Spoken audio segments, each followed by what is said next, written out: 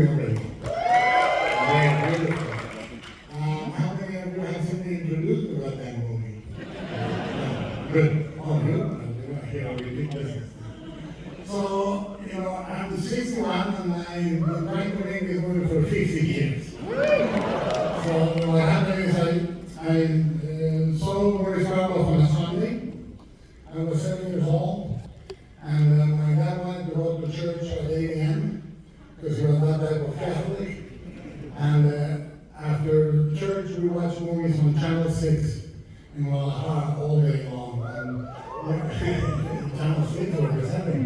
And that day I saw Mary Shelley across the threshold, and I finally understood religion. I understood what my grandma meant about getting it for Jesus. I saw the resurrection of the flesh, I saw Immaculate Conception, I saw stigmata, everything, and I became completely identified with the creature. I believe I was a creature. I still believe that. And I understood that this was a patron saint for imperfection, which I think monsters are. Monsters tell us what the world tells us we should be is wrong, and what we are should be right. And I followed that the rest of my life. But at age 11, I pedaled my bike to a supermarket expat store near my house, and I bought a paperback of Frankenstein, and I read it, and I absolutely fell in love with it. And I said, that's not the movie I saw. I can make this movie. And I had Super 8 reels back then. I said, I'll make it in Super 8. It'll take a couple of weeks. It took 50 years. But I believe that movies exist. Look, you see that size of the screen? It takes 30,000 of these motherfuckers to get to that size. So we do them how we can. We do them trying to compromise not so much on the size of the screen, but the size of the ideas. So when we tackled this movie, I put all my chips in this, and I said, let's make it the last of the Mohicans. Let's make everything for real. What you're going to see, and we'll come back and talk to you at the end of the show, is real. There's real sets, we glue the fabrics for the wardrobe, we embroider it by hand, we build the sets, because I think art should be made by humans for humans. I wanted to make a grand order what it is to be a father and what it is to be a son. So I thought it would be a good place to start to talk to my dad. And then I realized it was a good place to talk to my dad, myself, and my kids. I hope you enjoy it, and I'll see you after the day. Thank you.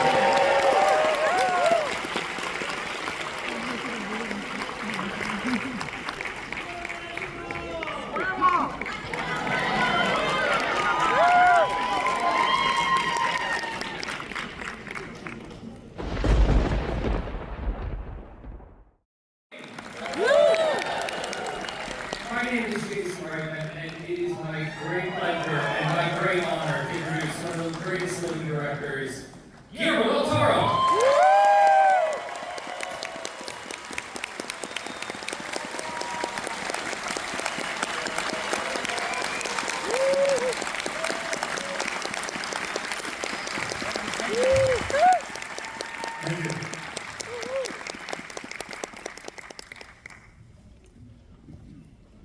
There are directors, and there are auteurs,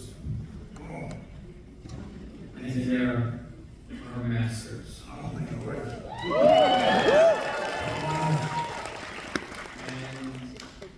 And every mile from a master, you get a masterpiece. And that's what it is at the great privilege of being.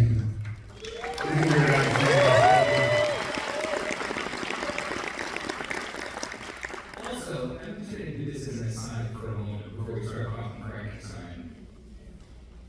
They're great directors, but they're not always lovely people. And you're one of the kindest human beings I know.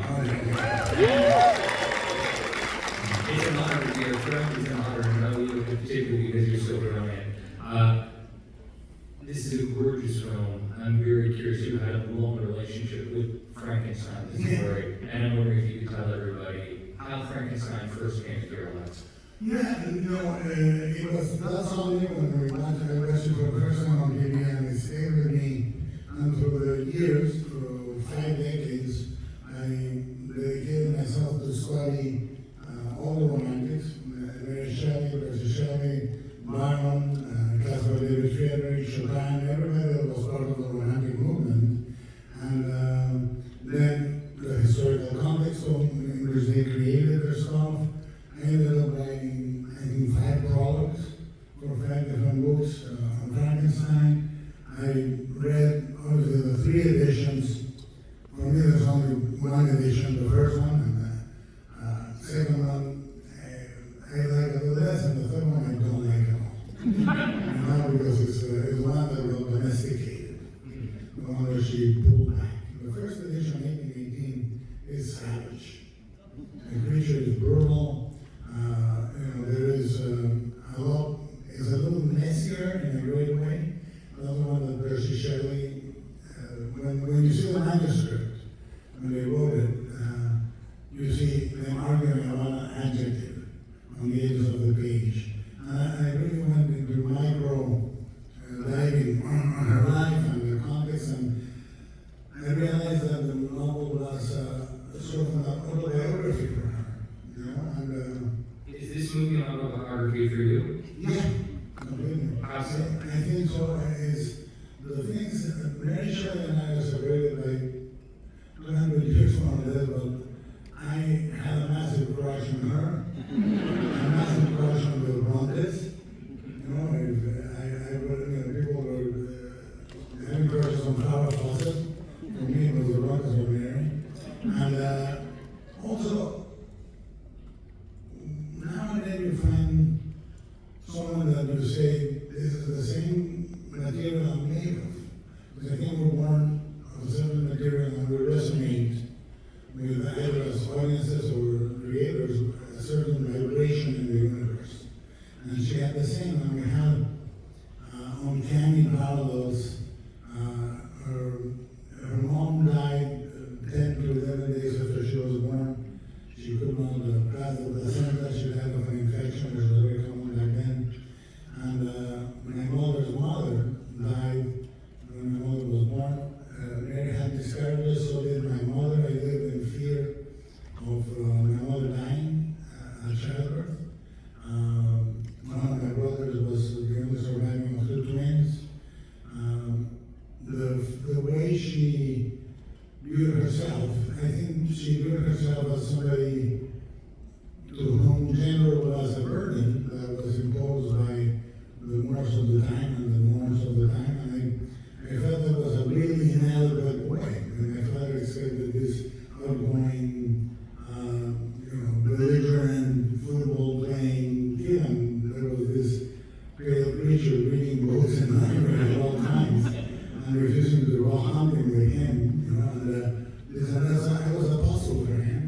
Mary was a puzzle for her father, that's for sure. I want to know more about this pale creature you just described.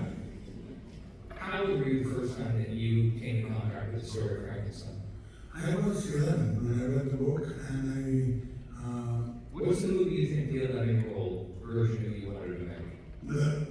You mean if I had done it back then? Yeah, when you were 11. It would have been crappy and insurgent, but I was already making movies at 11. I stopped making them from 13 to 16, something like that, and I picked them up again after that long hiatus. But the main thing is, if you see all my movies, every single one of them has Frankenstein. From Kronos to Pinocchio. Yeah. And because I've been practicing Crimson Peak as a dress rehearsal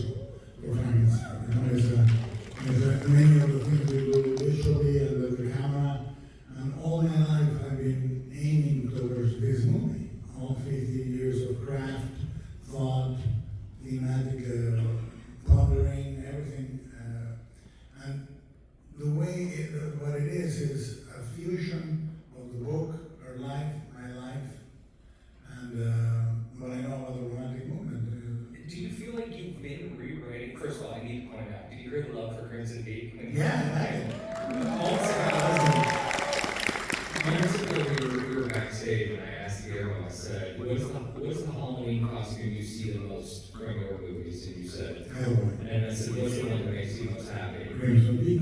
That's so good.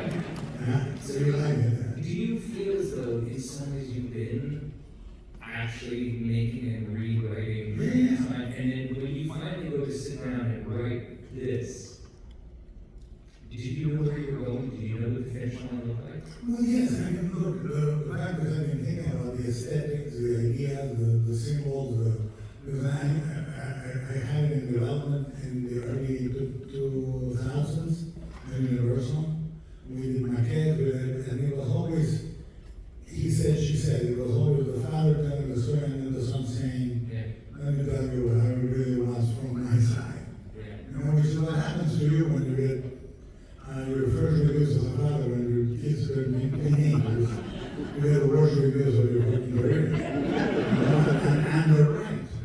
That's the main thing. Part of it, it's so funny because before you showed this movie to me the first time, you were talking to me about my relationship with my father, and you pat me on the back and you were like, here you go. You were preparing me for the journey.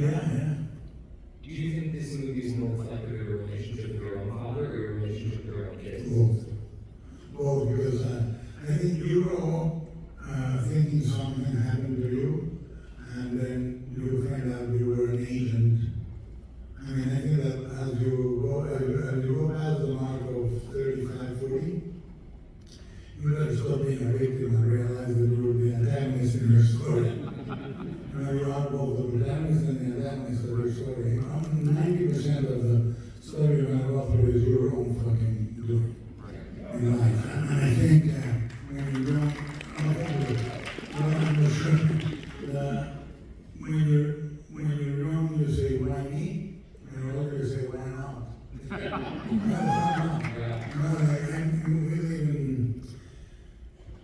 You can be so narcissistic about stuff.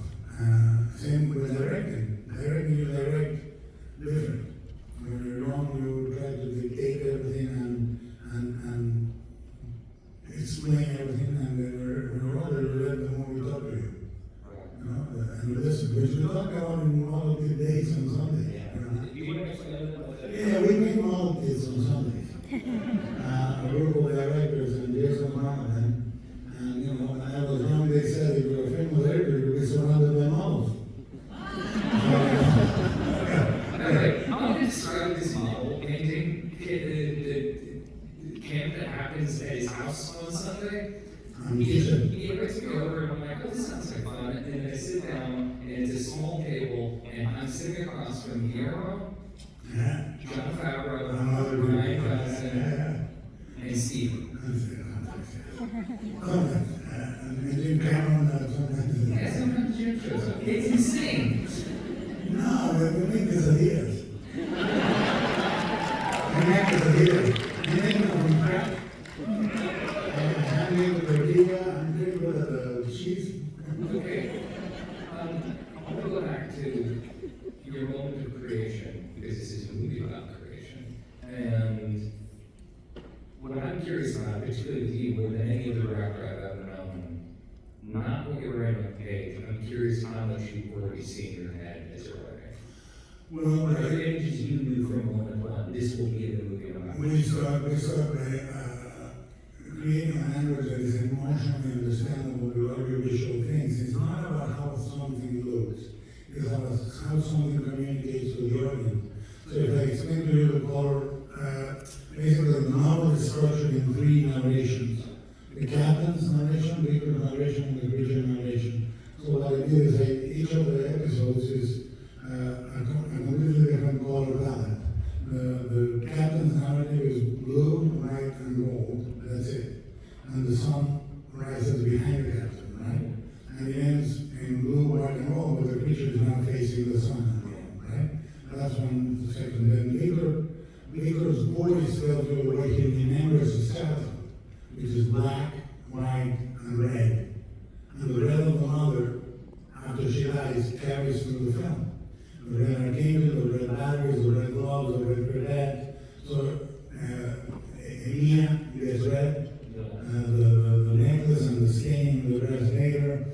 which is the same stain he gets as a kid on the back of his shirt. So the red, even if you haven't explained it, you see it, you feel it.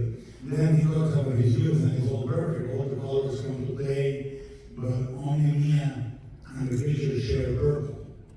You know? And Mia plays the mother, so they share certain gestures visually. Mia both plays both mother and Elizabeth, so the bonnet of Elizabeth has the same roses on the coffin. So you develop a language that is not just because it looks good, it's like a sort of the circle, is the circular nature of the story, the mirror. Before the picture is created, Victor is reflected in a mirror multiple times. Once the picture is created, him and the picture are reflected in the same mirror multiple How times. much of this do you know in advance, and how much of this do you realize you were doing instinctually after the fact? Like, did you work with a group of craftspeople that you've developed, and I'm wondering, when you sit down with them, are you speaking to them in this kind of this same level of detail and romance right from the beginning? Yes. And it's like taking Well, what I say is, look, the first week I say, do whatever the fuck you want, because this is the only time I'm gonna see what you think. So, tell me what you want, tell me, and I'm not gonna tell you anything. So the first 2 weeks are free. And then I say, look, let me tell you what I want, and then if you don't like it, we can discuss it and change it. For example, I wanted the Medusa head in the circle, but I wanted to break the bottom of the jaw and put machines there. And Tamara said, why don't we leave her intact the whole time? And I said, and she won. It stayed intact. There's a reason for that. It expresses Victor's panic, and it expresses the misunderstood monster. It's better than TV. So then you have a dialogue, and then they come back and they say, I don't want to do this, what if you do that, and then you take it from there. But the director is the one that listens to the movie, and it's not you. And people say the word visionary, I hate it. Because they're like, we're in a fucking chess lounge eating grapes and ayahuasca. Saying, I see it, and I'm sad. I'm too tired. You fucking work hard, they say we do poetry with hard work, right? You put a diagonal all in, you undermount the camera, you overmount the camera, and you're gonna use, we shot the movie mostly in the 24 millimeter, because we wanted the environment to be part of the characters, a two-shot was a close-up, blah, blah, blah. I really, it is one thing I noticed that you do, and I don't know how you do it. You shoot so wide, and keep it beautiful. And I don't know how to make things look good when I shoot that wide. Well, the thing is, the camera for me is a style that I started evolving on mimic. Because the ones that were torturing me to remove the camera, and I didn't Every time they ever did that. Yeah, but then jail.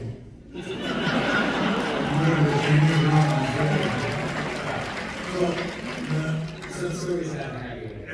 Most stories have happy. They said, okay, I'm gonna move the camera in a certain way, so I decided the camera is another character. The camera is always going to something or moving away from something in a way that is the audience. Like I put you in the best seat in the house. Can you give me an example of that? Yeah. For example, if you watch when Victor shows the half creature that catches the red ball, which by the way is a puppet, it's not CG. It's a real physical puppet with a real ball. The theater was built with it.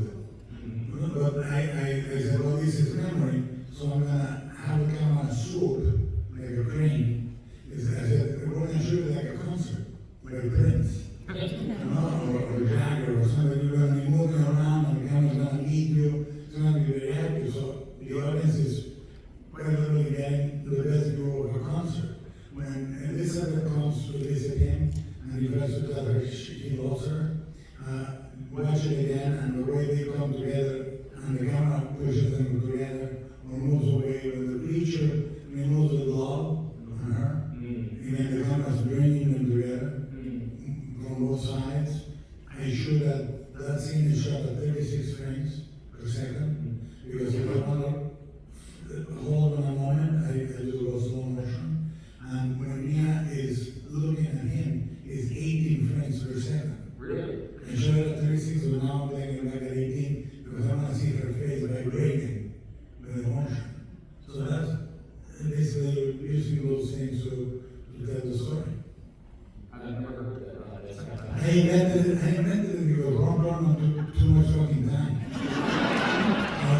was showing him how we do at 36. And just a crank the fucker at 20.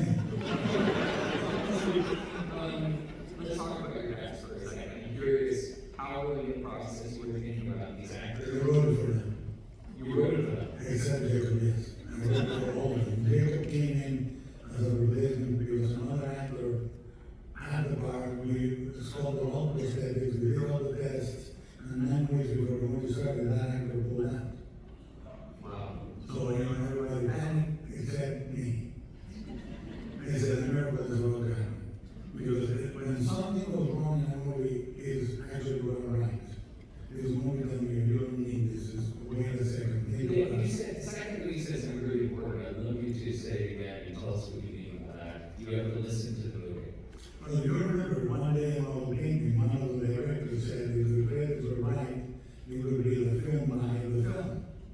Because the film tells you what it wants. You lose a location, and you live in another location. You don't need it. The song is saying, and you live with the song saying. I'll give you examples on there. For example, we made the eye for Jacob. We made the scleral lens that made his irises both bigger. Yeah. And the first day they put one lens in, and his other eye is irritated.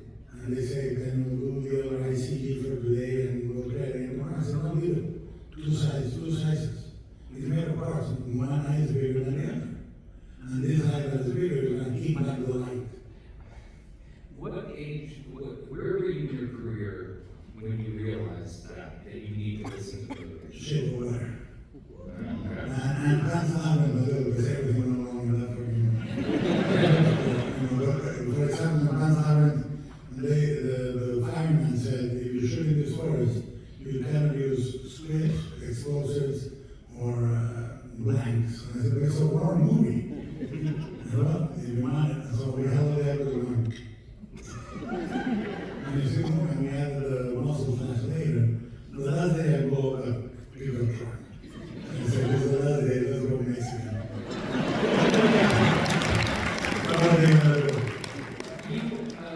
Tell me if you remember this. We had one of the great things in my life in London once, and you were talking about hands elaborate in the shape of water, and you said the difference between being tight and supple. Do you remember this? Yeah, of course. Can you tell them that? Because this is one of the greatest things I've ever heard. Being flexible when you're direct is important. The Tao says that which is flexible is the vesicle of birth and life. That which is inflexible is the vesicle of death and is brittle. That which bends and is brittle will break. That which bends and is flexible will not break. And it says we are born supple and we die rigid. So in reality, art is 50% planning, 50% negotiation with reality. You find out what is happening and you say, why is it happening? Can I make it a little better? And I make it like in shape of water. One day I wanted a crane that went up the stairs, and when Sally came down, I wanted the crane to come in, but there was a lamppost. I couldn't do it. I said, well, we'll do that at the end of the day. And then Michael Shannon, there's a shot where he stops the car and we do a Texas switch, comes out, and another actor is on the ladder going home. That's the Texas switch, right? First take is good. And by the way, we have an amazing Texas switch here. Really? When Victor comes down the spiral staircase and goes behind the ladder, that's the stunt. And when that comes behind the ladder is Victor. But he had high heels and I thought he would fall. Anyway, and my DP said, let's shoot it again. And Michael Shannon says, look, I don't drive. Okay, like any actor, he hadn't told us before. So he says, I already did it once, why do you need a second? I said, let's do one more. Well, he gets out of the car and the car is not, leaves it on drive. The car keeps running without him. And then he tries to control the car and the car starts dragging him. And he's coming straight for me. And everybody says, run. And I say, I don't run. I can't fucking run. I would jiggle all over the fucking place. So the car is coming for me, and it destroys one lamppost, and it's coming straight for me with us, and the second lamppost stops him. And I go, the lamppost stopped, let's do the crane. But that's movie talking to you too. I'm gonna add one line you said at dinner on the tight versus supple that stayed with me forever. You said, when you're tight, you only have yourself. Oh yeah. When you're supple, Yeah. you have the universe. Yeah, absolutely. That day when we talk, because if you receive the universe, it's like receiving a cup of water. You hold the water like this. You're like this. You hold the water. Right. And art is about holding the water that is given to you, because it's not that nothing really comes from you, it comes through you. You know, art is like that. You feel like a great musician can compose a song in 3 minutes, right? Because it comes, and if you're listening, you notice that Frankenstein is the only song that I always wanted to sing since I was a kid. So, you know, you identify early on, you're lucky, and I did. I'm gonna talk about my favorite performance in this film. And it's absolutely extraordinary. And I've never seen anything quite like it. And I'm curious with Jacob Elordi, where that performance came from. I didn't know that he came in last second. That's insane. Yeah. He came 9 weeks before the show. I was interviewing several actors, several stars, and on the same day, my wife, my daughter, and Tessa Hernandez said, you should look at this guy, Jacob Elordi, look at Salter, and look at Priscilla. And I looked at it and I said, well, this guy has the range. He has absolutely the most important thing for me is the eyes. I cast the eyes of the actors. If the eyes have the character, then you can rest assured they'll play well. And I called him and I saw him, and he said, this creature is more me than me. You know, the people think of me and what I am are 2 different things, and I think I can play this creature beautifully. And we talked about studying the developmental stages on an infant. We talked, I told him, watch your dog. It's so vulnerable. Yeah. The performance is so vulnerable. Is it a little kid? That is what is really hard, and this is, maybe you guys will understand it or not, but what is really hard is to play nothing for an actor, because acting is not a decision, it's being, right? And if you're newly born, you play nothing, you just are. And he reacts to, the first day he reacts to everything like a baby. He shows him the chain and he's all excited about the chain, he's excited about the water, he's sad when Baker leaves, and that was part of what we discussed. I said, I know where an infant exists in a permanent stage, meaning when a dog is in the sun, happy, that dog has never been unhappy. When the dog is in a fight, that dog has never been happy. It's like permanently in that way. They don't know that there's a future or a past. And that's where the creature needed to exist in the beginning. And then we studied the Japanese dance called Budo, which is a dance that came after World War II about resurrecting the dead. And it's a really disarticulated dance that teaches you to go with each limb separately and to go from a pure state of fire to a pure state of air. It's extremely useful. If you look at it on YouTube, there is an amazing tool. But then he started working on it on his own, and he found little things. He was watching the leaves on the trees, and we were watching silent cinema, we were watching The Last Man, and Neil Jennings does a gesture that is like this, and throws his hand behind him. We saw Ivan the Terrible, you know. And then one day he was looking at the branches, and we had dry leaves in Canada, and he started to move his hands like the branches and the leaves. And he found that language, and because the voice of each character, when they narrate the story, the visual style changes. The creature narrating his story is a fairy tale. It becomes a fairy tale where he's guided by the animals, like a fairy tale, the deer, the mice, the wolves. They explain what the world is, and there was a simplicity to the voice that was very different. And Jacob found the voice when he put the teeth for the creature. One thing people don't think about makeup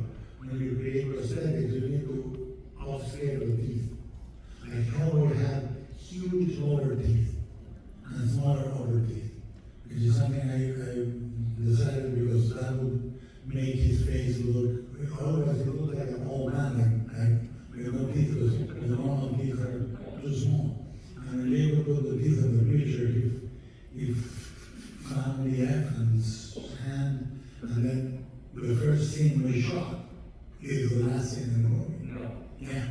That's the first we were shooting with Why would you Jacob. do that to yourself? Because I was the only celebrity. And I learned the same way.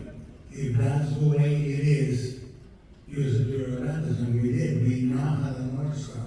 We knew how he ended talking. We knew the forgiveness, so we needed the rage before. I'll tell you a little story real quick. Bradley Cooper and I were shooting Emerald, and we were so afraid of the final shot. The final shot in Emerald is so incredibly brutal and difficult. Because in the screenplay it says, and now, this is the final shot, the final line, nothing moves, there's the camera, pushing on the actor, that's it. And Ronnie and I talked about it, and Ronnie said, what if I don't get it? And we said, well, we'll make the set portable, and we will not shoot it before the 7th week, and if it doesn't work, we build the set again. And sure enough, one day we're about to shoot at the outside, and my producer says, there's a hurricane coming, the only thing we have ready is that fucking set, we're shooting the ending. I said, that's good. And that's the shot that's in the movie. And I never repeated it. So, same thing here. You gotta listen. Yeah, and what's more, Oscar, we do the scene, and Oscar says, you know, I'm not sure about it. I said, well, I'm not sure because you're an actor. You will be actor. And he says, no, I would like to try something else. So I played it like me, I would like to play it like my father, talking to me. And I said, let's do it. And we repeated the scene one more time, and that's what's in the movie. Wow. This is a movie, If I may, please. what Jacob did that is extraordinary is to map that character from baby to child to teenager to adult to fully fledged human being, because the way the screenplay is structured is the creature is reactive. For 3/4 of there's two structures superimposed on each other. Peter is absolutely sure of himself for 4/5 of the movie, and at the end, he's big. He says, listen to me, and at the end he's quiet and realizes he's destroyed his own life, right? The creature goes reacting. You love him, he loves you back. You attack him, he attacks you back. And at the end, the people that attack him, he liberates from the act. It's his first human act. And Jacob, the way he does everything in that performance is so absolutely wearing mystery. And that is incredibly hard. What he did is, when he comes out of the forest, he's enormous and creaking and full of moss, and he climbs the skull, you know, he's never been outside. And the way he got up from the mountain in the beach after the explosion, it was so mesmerizing. And I wish that we had more time, and then you say, no, it happened exactly how it happened. 3 weeks to prep his performance. Well, Yeah. at the end of the movie, you have characters who are letting go of their obsessions. Yes. The captain says, we're going home. Yeah. We're free. Is there any section that you would let go while making this movie? Well, yeah, I mean, I think the issue of control. The issue of control, I mean, the more you get to control, the more things get out of hand. I think that the only thing you can do in life is being present. Now, you may be fucking up royally, but you're present. And it sounds good or funny, but it isn't.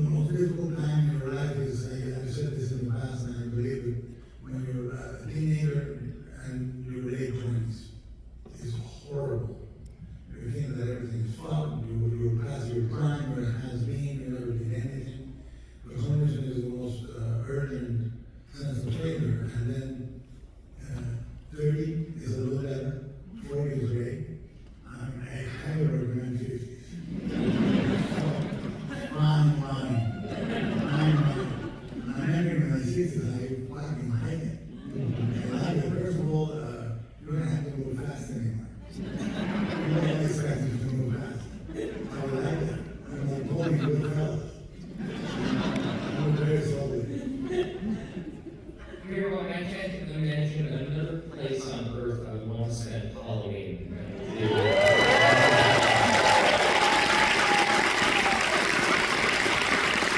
Thank you for this gift of the film. By the way, There's one thing I promised him before we came back.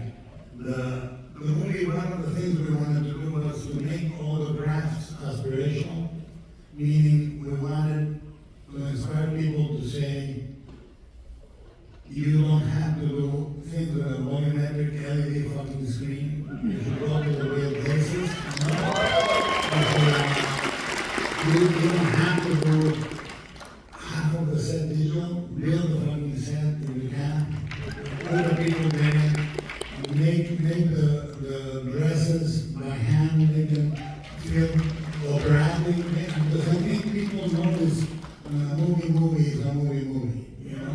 And it makes the emotion different because you know it's hundreds and hundreds of people doing their best work for you to sit down and be moved. But that's why I think it's 200 years ago.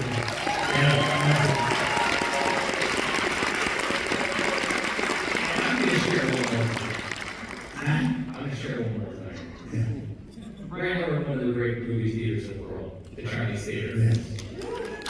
Across town is another theater that went for sale, and I put an offer on it.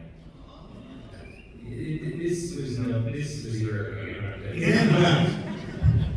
It was the Fox Theater in Westwood, and the first person I called and said, I just put an offer on a theater. I can't afford it. I need to put together a group of directors to buy this with me. And I called Guillermo and I said, will you come around this with me? And without even thinking, he said yes. I said, sí, señor. And then my accountant says, are you fucking nuts? Thank you for supporting movie theaters. Thank you for coming. Thank you guys. Happy Halloween. Good night. Thank you.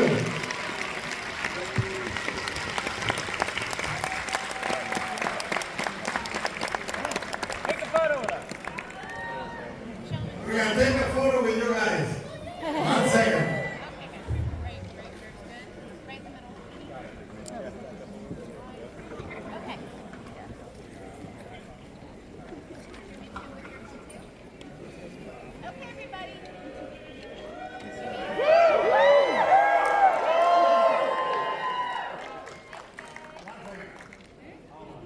We're going to, on the count of three. On the count of three. Fuck AI. Ready? Go. 1, 2, 3. Fuck AI. Thank you.